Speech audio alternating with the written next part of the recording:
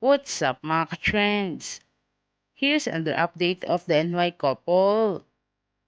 Last day on recess activity, Rosa's Spear Band is now finally back in Thailand after the show, the Fashion Week from Louis Vuitton.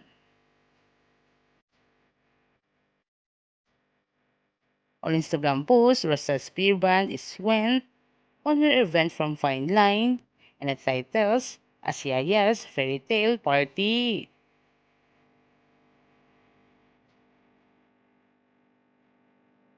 Rosa's spear band. Her looks so beautiful, and she wears a nice dress, which is very suited on her party.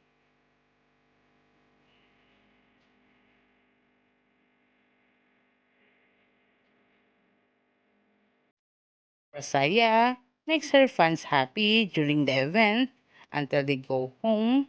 and Rosaya gives a sweet message to them that she is very happy for over the years that she spent in showbiz, and all of them, the all fans in Gen Z, supported her, and she was so glad until up to this day. You She guys never are left 10 years of Rosaya my life. until the day has And come oh my when she god. was getting ย่า married เป็นผู้หญิง to คนห her นึ่งที่โช longtime คดี boyfriend ที่สุด Ade. ที่สุดที่สุดที่ทุกคนให้กำลังใจมา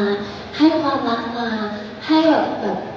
ความการสนับสนุนที่โอ้ my god แบบเอาจริงๆมันล้ำค่ามากๆเลยค่ะย่าไม่สามารถอธิบายเป็นคำพูดได้ว่ารู้สึก grateful ขนาดไหน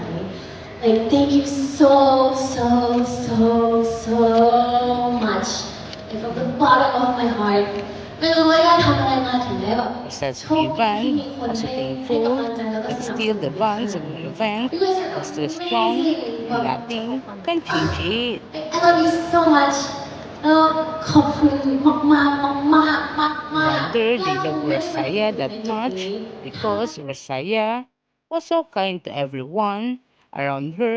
She loves every person that she met and very down to earth, no special treatment, all was fair, and she needs only to be happy.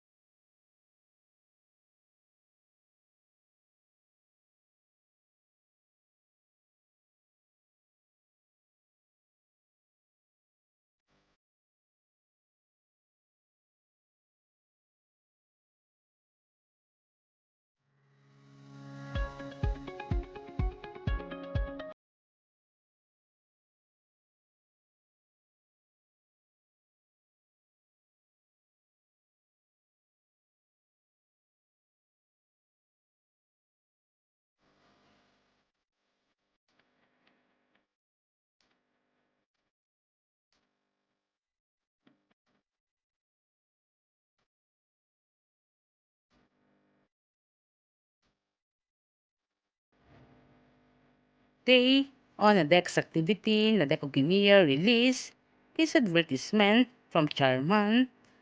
and the deck introduced to everyone the eyeglasses that is very comfortable to wear in every event.